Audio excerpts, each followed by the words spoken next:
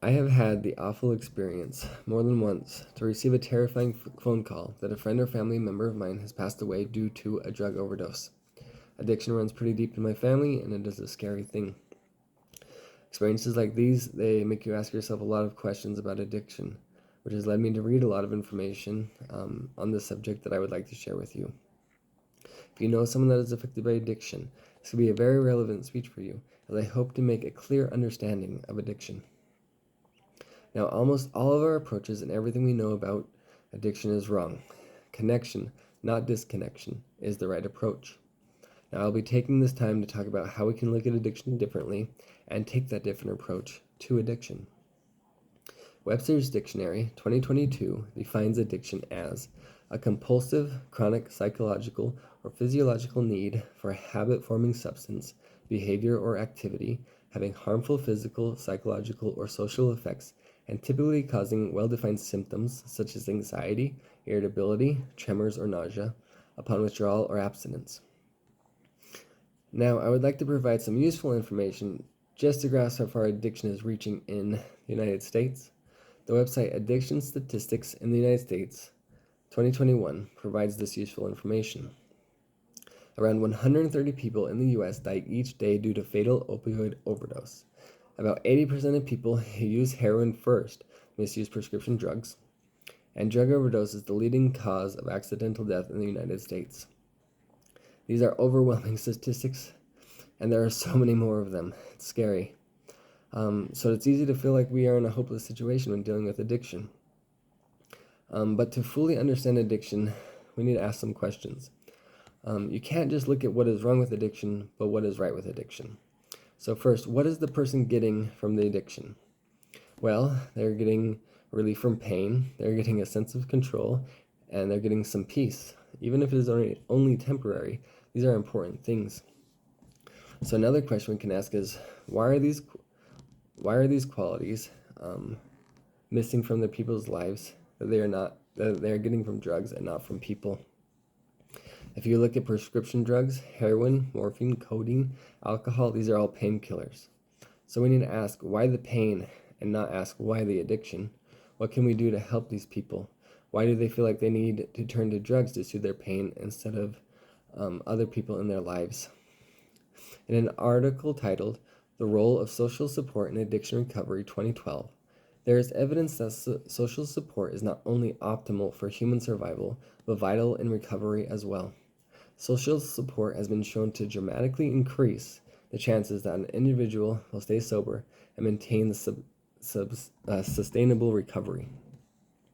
Now, to answer these questions, I would like to talk about an experiment that was carried out by Professor Bruce Alexander in 1977, which was called the Rat Park Experiment.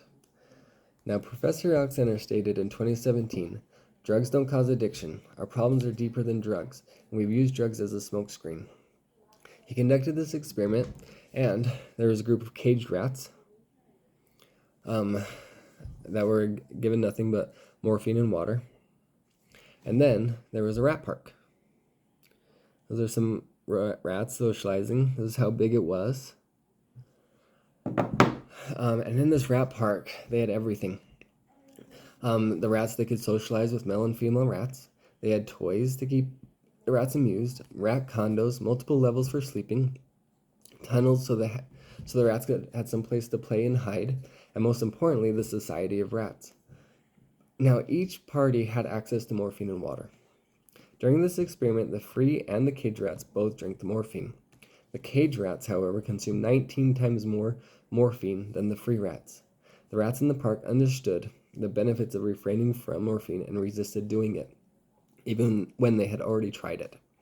The company of other rats and the freedom of the park seemed to significantly decrease the rats' desire to consume morphine. When they did give in to the morphine, the affected rats did everything they could to return to their normal states, and even going through a period of withdrawal, to return to the society. This rat park experiment demonstrates how social isolation can influence the onset of drug addiction. Now, social isolation is on the rise because of our society's current predominance of screens and smart devices. So considering this, the findings of Rat Park experiment are pretty important and significant. So people are feeling increasingly vulnerable to addictions and less connected to society in today's world. And we know that disconnection is a major driver of addiction. And even though we are the most connected society that has ever been, I feel as though we are living in a kind of parody of human connection. More and more, we're turning to our smartphones, we're turning to shopping, food, drugs. We're turning to these things than we are to actual people. And as I said before, our approach to addiction is wrong.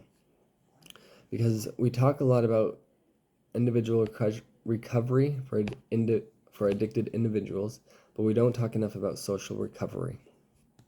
When we deal with addiction, we tend to isolate the individual and say, you need to shape up or we can't be with you anymore. You need to stop doing drugs or you can't live in this house.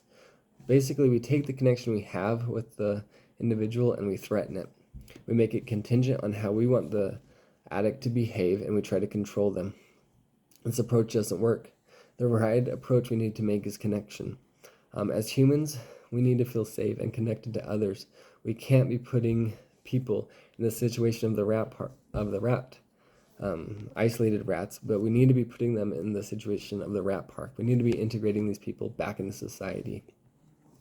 To review, I've gone over a couple of things. Number one, America has a problem with addiction in various forms. Number two, the more we isolate ourselves, the more we become trapped like the rat in the cage that has nothing more to do than turn to the vice. And finally, being connected to people surrounding us can help us to lighten our lives and free us from the addictions that pull us away from healthy environments. Again, almost all of our approaches and everything we know about addiction is wrong, and we need to make the connection. I hope that I've helped persuade you to try and change your mindset towards individuals who struggle with addiction, because if we can change our approach to these individuals and go to them and we can say, I love you, which is a very hard thing to do, I know, trust me, but we need to do it. We need to go up to them and say, I love you. I love you, and I want to deepen my connection with you. I love you whether you are using or not. I love you with whatever state you're in. I love you, and I want to help you. As stated by Johann Hari, 2015, the opposite of addiction is not just sobriety. The opposite of addiction is connection. Thank you.